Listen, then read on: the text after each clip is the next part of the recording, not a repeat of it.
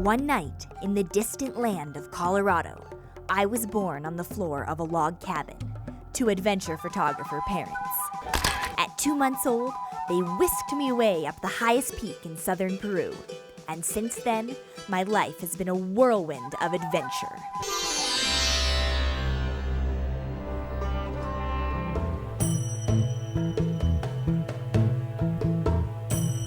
I was homeschooled around the world, taking courses such as Elephant 101, Safari Interactive, Climbing Mount Everest, Dance, and Shamanism Survival. I had some okay classmates, but I just wanted to have a normal life. And I thought the grass must be greener on the other side of the fence, in the American dream. So as soon as I could break free, I braved the jungles of Los Angeles and real school for the first time, with real chalkboards and real students. I even joined a sorority for a few days, made up for lost football games, and graduated with a double degree in theater and film and surfing, but shh, from the acclaimed to be best film school in the world, summa cum laude. And then it hit me. Now what? I guess I'll settle down and get a real job. But my phone rang. It was my papa calling from our off-the-grid grass shack in Hawaii with a small request. "Alison, I can't talk long," he said, "because I'm putting veggie oil in my truck and heading to the airport to meet your mom, who's currently leading a yoga retreat in Indonesia. We're heading back to Ausangate in Peru, but this time we're going deeper into the Andes to find an untouched village that's said to have some of the last surviving Incan descendants and most powerful shamans in the world, and interview them about the future of our planet. It'll just be a couple months, and all I need you to do is come film it." So I threw my cap, and 24 hours later found myself arriving in Cusco Airport, wondering whether to take heed of the welcoming billboards, and overwhelmed with way too much equipment and a camera I'd never touched a day in my life. And thus the adventure began. You climbed that peak right there, really, when you were 3 months old. In a little front pouch. How'd it go? Oh, you were a little bit brain dead, I think, after that. Team travel was back together once again. Our first goal was to find old-time friend, and I'm convinced the smartest man in Peru, Miguel, who is not only an official guide, but also has every degree you can think of, and most importantly, had been to the village once before, with a film crew. Luckily, he was super excited for a formal interview. First, we asked him about the different kinds of shamans. So we have like a healers and seers, 4 levels actually. The Hampi is a person who started reading the coca leaves and helping with the medicinal plants. So the Paco started using a lot of coca leaves, reading the coca leaves. He can tell you the future and the past, and also he can use the medicinal plants. Pampa Miseo, just people who started to have a connection with the mountains and a Pachamama. And then he does the rituals to get the solution with any kind of problem what you can have. Alto Miseo, so this is the top of the levels. And this man is amazing, so he can call the spirit of any people who died and starting chatting with them. And he can ask some kind of advices and talk with the mountains and Pachamama. And Miguel, how do you become a Peruvian shaman? If you want to become one of these healers and seers, the lightning when get the strike on this person, so automatically become, if he survives, become a healer and seer. When we told Miguel about our quest for the village and the wisdom it may hold, his tone changed a bit. Many people think that they can go that area. It's almost impossible.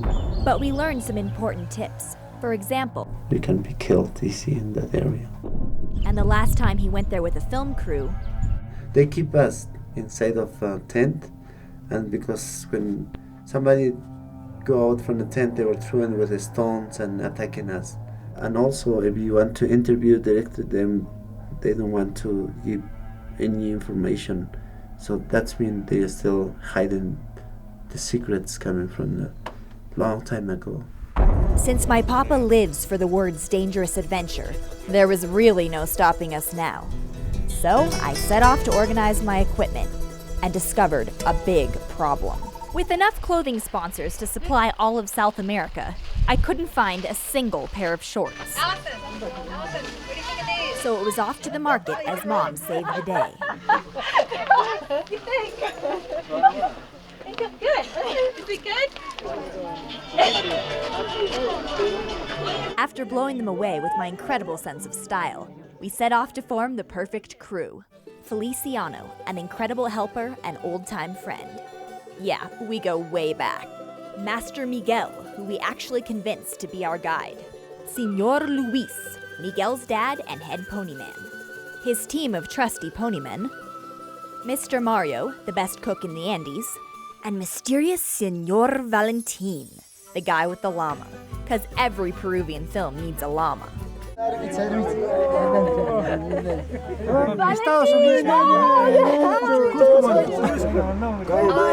We all convened at Luis's house, technically our first camp. Buenos dias! Here we are at our first camp. We woke up this morning and it was raining/snowing. We're getting all of our stuff together that we luckily have 11 horses to put it on. And 1 llama. Today we're going to be heading up that hill up there and starting our adventure. And yes, it was always a bit of a funny challenge trying to be behind the camera and in front of the camera at the same time. Then it was map time, and we sat down to check out our route. These white areas, what are they, Miguel? They're areas where they don't have information about this area, so they just leave white color. In case you didn't notice, 95% of the map was white. So following a llama and human memory, we set out into the wild Peruvian Andes.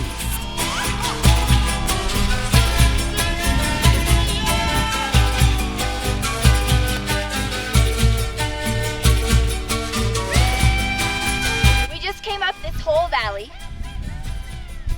And now we're on another pass at over 15,000 feet. Where am I? We met with our private yoga instructor daily to keep us on our toes, or head, and even acquired some new devotees. Oh! Okay. And I'm not sure if it was a good or bad idea to give my mom the first iPod she's ever had. I'm a loser, and I'm not what I appear to be. I'm a loser. Finally, we made it to the last camp before the village. We met to talk about the over 16,000-foot pass that lay between us and our destination.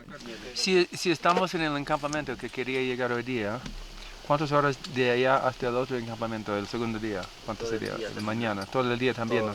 Es larga también. Entonces vale la pena para ir lo más posible hoy día, ¿no es cierto? Claro, y mucho mejor bajar, ¿no? Sí. De altura. Sí, porque creo. si subimos vamos a estar a altura. Más alto y más frío. Más y todo. dolor de cabeza. Pero ya está bien, ¿no? Claro. Yeah, Por eso 2 horas. It's going to be snowing though going over the pass. Yeah, it will be. 5 de la tarde campando. Ya, está bien. But halfway through the next day, this happened, and Mr. Mountaineer Papa tried to maintain our sense of humor. Dad, we're totally lost. Now I think it's time to go that way. But I think we're heading to the jungle now. ¿Cómo estás tú? Estoy un poco cansado porque no me he encontrado con mi chica. Hey Miguel, how high are we? We are too high. Things started to get serious after that. My mom got a horrible wave of altitude sickness and started to lag behind. And then the storm hit, and the terrain steepened. We struggled to keep sight of our horses, Can't even see the horses but soon again. lost them in the almost whiteout. My mom's altitude sickness turned to pure exhaustion, but my papa stayed right by her side. When we reached what we thought was the pass, it turned out to be a cliff with no way down, and we had to turn back. We're lucky to get there after dark. We're bordering on not being real safe. My papa wanted to go one way, and Miguel another, and I could barely keep my footing, and my mom was freaking out. Almost dark. He doesn't know where we are. And We were officially lost in the Andes. Oh, this isn't safe. We don't know where we are. It was all a blur after that. And then, We've been lost in space for 24 hours. We finally arrived at the right pass after walking all over the Andes. And now we're going to drop down to our tents exhausted because it's 6 o'clock at night, it's dark, we're getting snowed on, we have sandals on, and all of our helpers tired. And if we don't leave right now, we will have a real epic. I can't even see the lens, it's so... It's covered with snow, honey. The whole thing's got snow in it. No, it's got snow in it. And that was the end of our adventure. Just kidding. We did make it into camp, exhausted and ready for celebration. Bananas flambé. Gracias, Mario. Bananas flambé at 15,000 feet. I have 7 layers on. I'm inside my sleeping bag and I'm eating bananas flambé. Thankfully, the skies cleared, but it was quite possibly the coldest night of my life. The next morning, we awoke to a new unexpected problem. One of the horses had slipped in the snow and rolled over on the only thing that could charge my camera. Vamos a estudiar primero, Ronda. Okay. Hay un pago para hacer por los generadores. Enterramos. Sí, enterramos. ¿Tienes mucho alambre para la casa? ¿Qué cable? Este. Quizás no necesitamos generador, le traen un cable desde su casa hasta... ¿Algo? Sí, eso es mucho.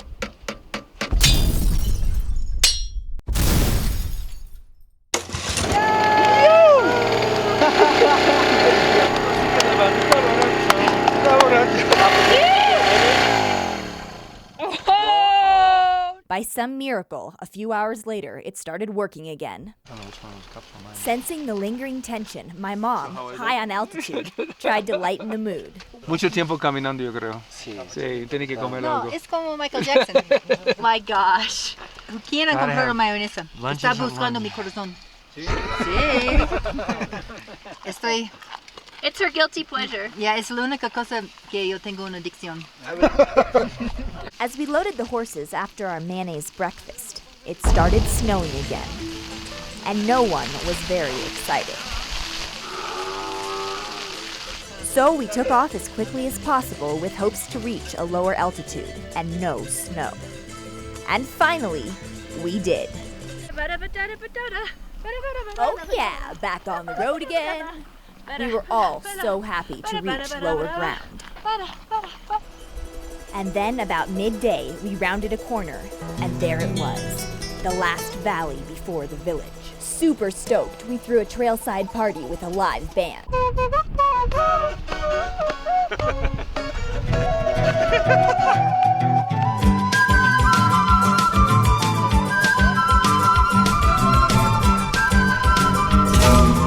We walked straight till almost dark, and then... We're here! And there it was, a self-sustaining village set against a breathtaking background. We all stood there a bit uneasy, nobody wanting to make the first move. You can be killed easy in that area.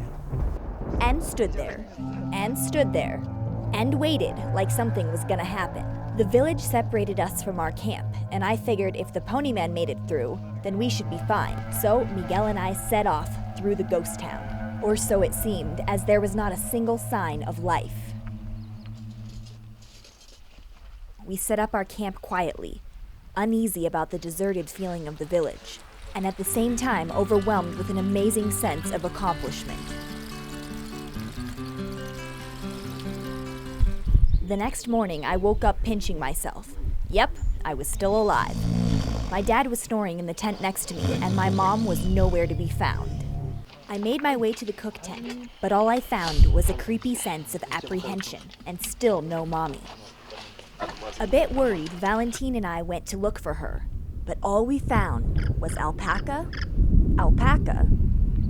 horses, alpaca, sheep, and a still deserted but awe-inspiring village covered in alpaca. And then we saw her, peacefully doing her morning yoga practice, and the villagers had appeared to watch. My heart skipped a beat. And they were throwing with the stones and attacking us. Not knowing whether to leave her alone, I snuck back to camp to get my papa and Miguel, and left Valentine to warn her. We came rushing back and then froze at the sight. We were witnessing the first ever non-rock throwing village yoga class. And Miguel stepped in quickly to translate. ¿Y así? ¿Y otra vez así? Y esta vez así. Ah. Y arriba. Y bajo otra vez. Ah. Ah, arriba. Y otra vez doble. Dobla y cheque, Y no así. estás a quitar esto. Y suelta, aquí suelta. A ver, Oh, suelta. Oh, qué bueno. ¡Ah, qué rico! ¡Qué bueno! No, así, así. Oh, y el otro lado. Pero baja el foto, baja. Y sube pecho. Ah, ya. Okay, mira a un lado. Ah, ya. Ya, Javi, Wichita. Y el otro lado mejor, ¿no? Me quito derecho, me quito ahora. Así, así.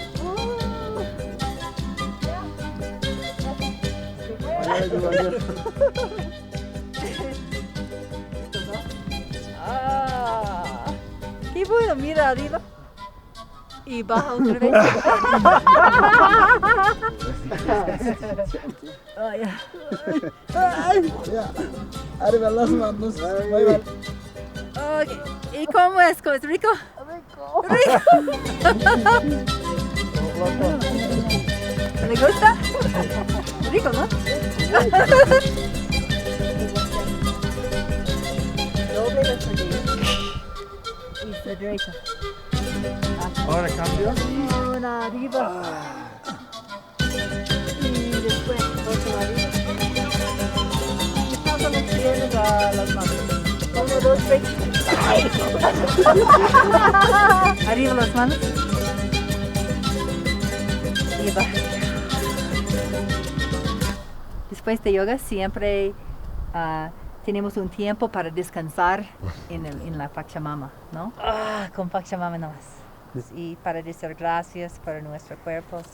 Sí, Pachamamata y pues una agradecimientos para el cuerpo. Yoga hadn't exactly been the icebreaker I had been anticipating. But from the looks of it, they absolutely loved it. And so did the spectators. Yoga! So let me introduce you to half the village. Lorenzo, Juan, Santos, and Hilario. This motley bunch seemed more like a bunch of my college friends than wise shamans. And I anxiously wondered if the elders were spying on us from inside their huts, ready to cast some crazy spell. But they seemed happy to have us, and before I could think too much, Team Mayonesa was taking on Team Condor for icebreaker number 2. With home field advantage, Team Condor was dominating. But against all odds, Team Mayonesa came back in the end to earn the respect of the village. Let's take a look at their victory goal. Ponyman number 1 rushes the ball downfield. Goalie Ilario is distracted and looks up just in time. Ponyman number 1 is down. Ilario is now ready for action. Mario stepping in and that's gonna hurt. With a mighty kick downfield. Now they're getting their heads in the game. Ponyman number 2 tries for the ball. Mario tries to redeem himself. Ponyman number 1 is back and I'm telling you, he is on fire. Juan close at his heels. Ilario starting to feel the heat. Ilario rushing in for backup. It's all up to Ilario now, folks. Ponyman number 1 kicks towards Ilario, lunges for the save. And it's gonna go in, folks. Holy cow, Juan with a backward save. The crowd goes wild. Miguel rushes under the ball. Bam! Straight into the goalie's arms, and no, that's a goal!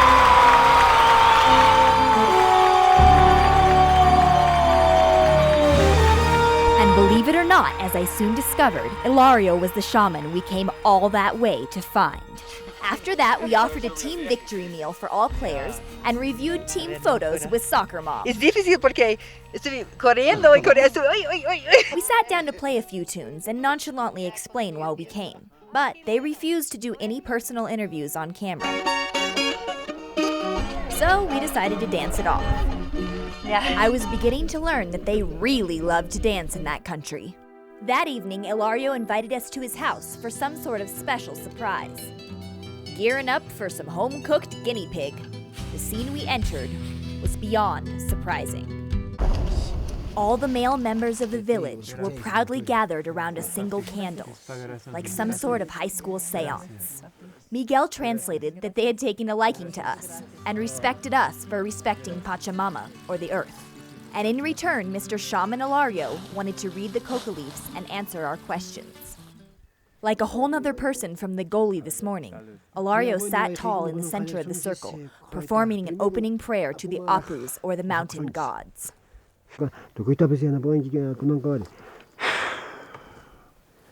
Then my papa gave a gesture of respect and asked if he could ask the first question, traditionally placing a coin, and all the while Miguel translated.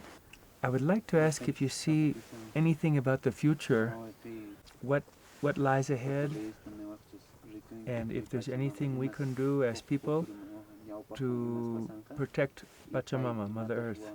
And again, following tradition, my papa blew 3 times on the leaves, so they understood the question as well. And then Ilario grabbed a handful of coca and started to toss them in front of him as everyone watched in silence.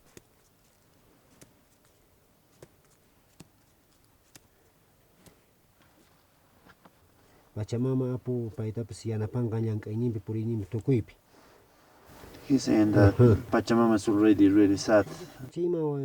Over and over again, he kept turning over the leaf, saying, "Oh, the earth is sad. So sad.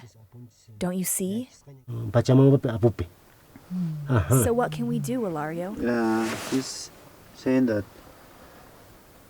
all the time when you go to be in contact more in Pachamama or with the Apus, you have to always remember, like offering a pago, offering some ritual. But not many people believe in our countries like you. But there are still in the places like in this area, people believe really, their beliefs are really strong. And crazy as it sounds, I could feel the power of the ancient Incan ancestors in the cold mud brick hut. My mom was up next, and she asked Ilario if the coca had any thoughts about the world's natural resources. He threw the leaves again and said that we must protect our waters, because most of the earth is made up of water, and life everywhere depends on it. He took one of the leaves and kept shaking it, saying, "See? See?" Like it was totally obvious. The leaves were mixed again, and then my papa, looking pretty blissed out, asked the question of the evening. What is the number one thing we can do to save the planet? Ilario blew on the leaves. He handed them to my papa. My papa blew on the leaves. He handed them back to Ilario. Ilario threw the leaves.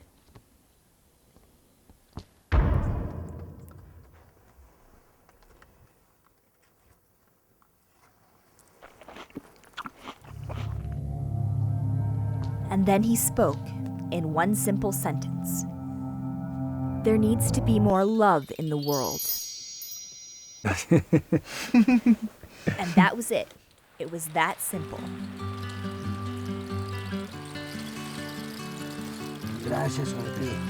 Anywhere where you go in, Pachamama and the Apus will be happy. Coca leaf says that this film will help people to start with the beliefs. We shook his hand for a good 20 minutes, thanking him with every Quechua word we knew. The next morning, I was startled as the villagers came rushing toward our camp waving a pair of scissors. Shocked for a moment, I came to understand that love was so much in the air that the villagers actually wanted to offer us one of the greatest honors, to become padrinos or godparents to Juan's baby. And thus we transformed from threatening visitors to part of the family in 2 days. Es un gran placer para estar acá. Y queremos saber si podemos ser padrinos el segundo. Taking the scissors, every member of the village and our crew had to cut a piece of Segundo's hair, wrap it in a coca leaf, and make a silent blessing.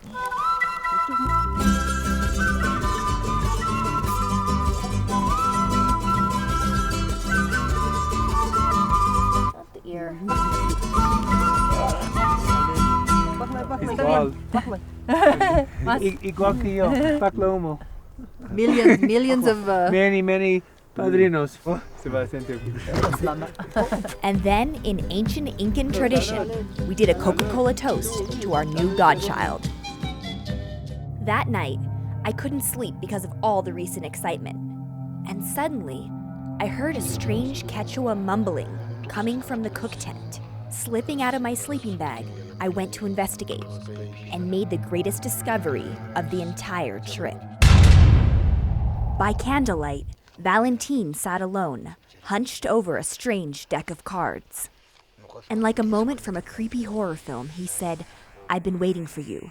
It's time." And it was then I discovered we had the highest level of Peruvian shaman, leading our llama the entire trip. We were all in total shock. Soon, we were all gathered around him as he shared some of his powers. First, he said his opening prayer to the Apus, or mountain gods, and of course, Pachamama. Then, using what appeared to be an antique tarot deck, he channeled the powers of his grandfather, who taught him a special method for reading the cards, and shared with us their thoughts on the world. Loosely following the questions from the evening before, he started with natural resources. God created a lot of things, interesting things in the world, like copper, silver, all which exist in the world, but the people are more busy in other things and they don't remember anymore these things coming from the Apus. Yeah, Nicky. Ahora, otro no ya son just. He laid the cards out again, 7, 11. this time in regards to the future of our planet. People will be very worried, and probably in the future many countries will be separated and will be fighting each other, and then that will be like the ending of the world. Wait a minute. The end of the world?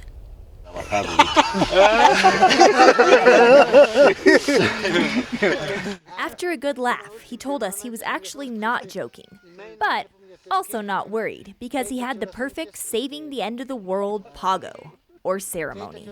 And he was convinced that if we performed it the next day on camera, it would inspire those who saw the film to do the same.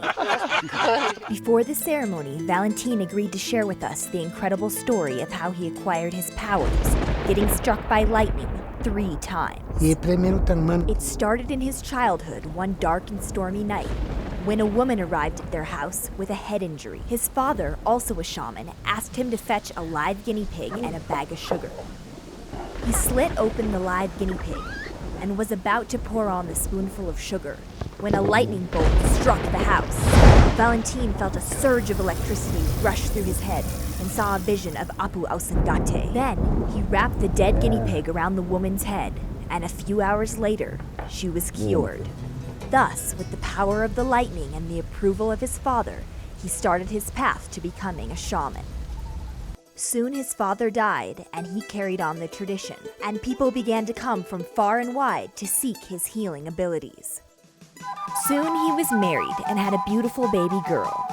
But one night, lightning struck, killing all their sheep and setting flames to part of the house.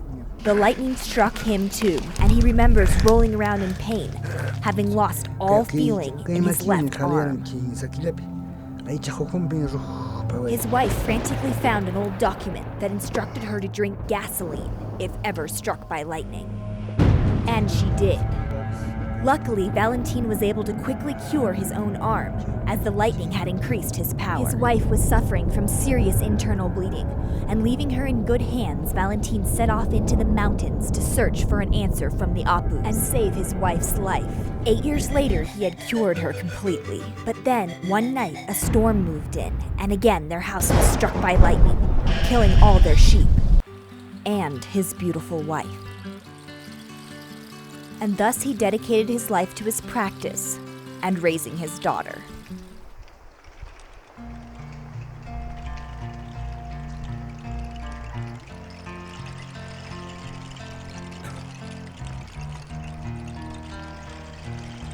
And in true Valentine style, he went straight into thanking us for the trip.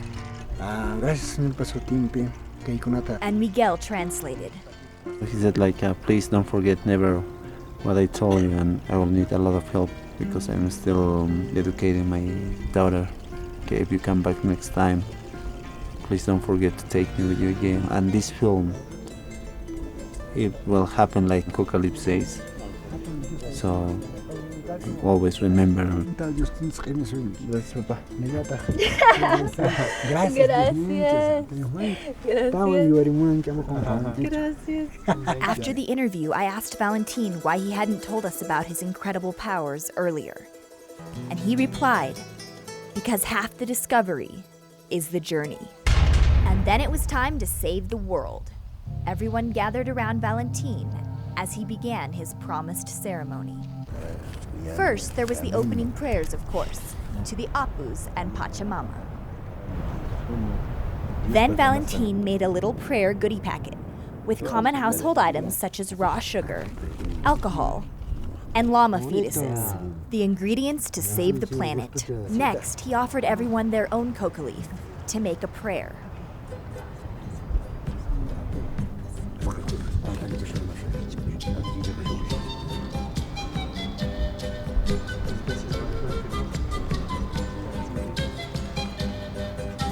Adding everyone's coca leaves to the packet, he threw the last of the alcohol for the gods and set off up the mountain to a fire that had been previously started.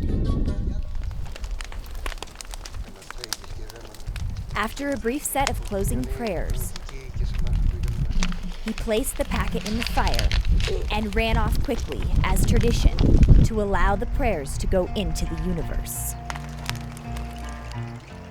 I guess only time will tell whether our ceremony did any good, but I think it did, because as I stood there watching the smoke rise above the village, it all made sense. The journey itself had been an amazing discovery, because I learned so much just getting to that darn village.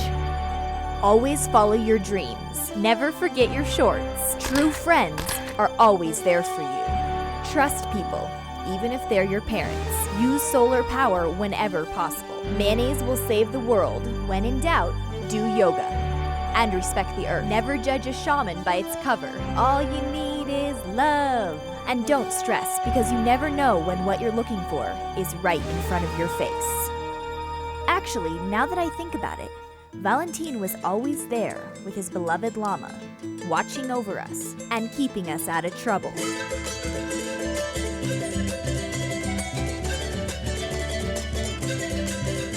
Miguel, how high are we? We are very high. Valentin!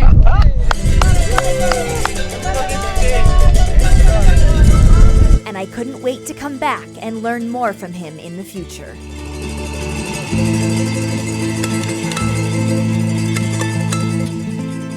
Leaving the village was bittersweet. As godparents, it is tradition to help the village every year with something they may need for survival. We wrote up their request, a piece of equipment to better their football field. ¿Cuánto cuesta uno tractor? Tractor plástico? Luckily, we settled on a wheelbarrow, and in return, got a lifetime supply of potatoes for the trip home. We did a closing meditation, and then gave away the last of our Trader Joe's goodies. Word spread quickly. And that concluded our experience with the threatening people in the scary village in the dangerous mountains. If we respect what they believe, what they feel sacred, we are welcome all the time. Our journey back was blessed with blue skies, and we hit the home stretch with serious signs of civilization deprivation.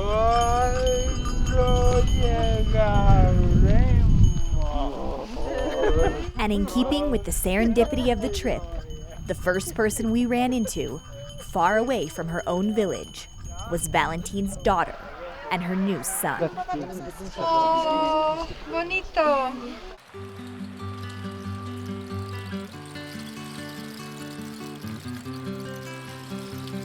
And then it all really made sense. It's not about what school you go to, or what country or village you grow up in, or how powerful you become, or even who gets struck by lightning the most times. It's about feeling blessed to be alive on this pretty cool planet and appreciating those who love you, and in my case, just wanted to give me the world. So I'd like to say thank you to my crazy parents for dragging me around the world behind that darn camera and giving me the life I discovered most kids only dream of. You are on the road, must have a code that you can live by, and so become yourself. Here's to our adventures yet to come. I love you guys.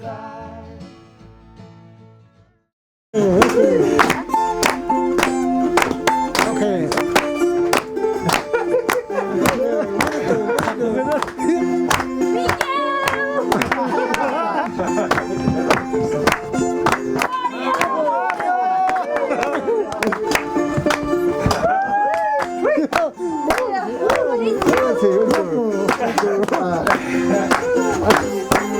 And this is our story about some people who went on a crazy adventure.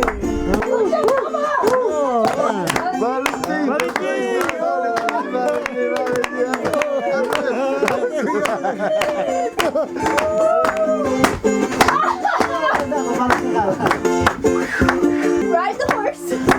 Disco! Disco! Disco Inferno!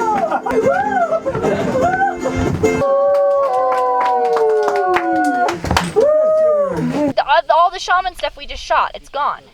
Well, then we just trek back, spend 5 more days, hike through snowstorms, set up the cameras again, try to find the same people.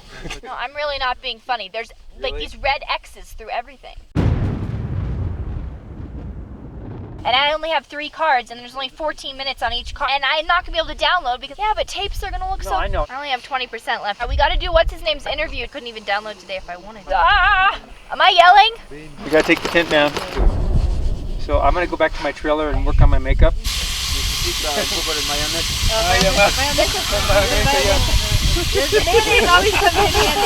I'm a loser.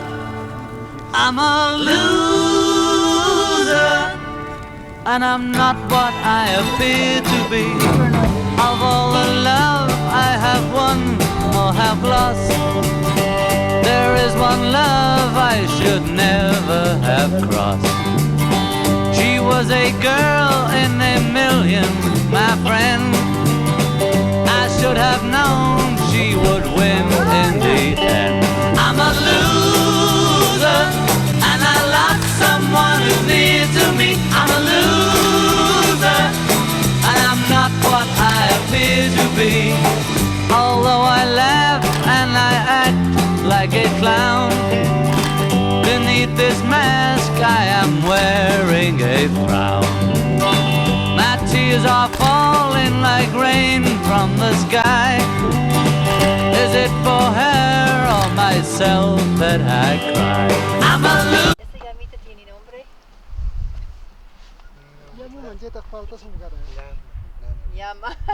I'm a loser, and I'm not what I appear to be.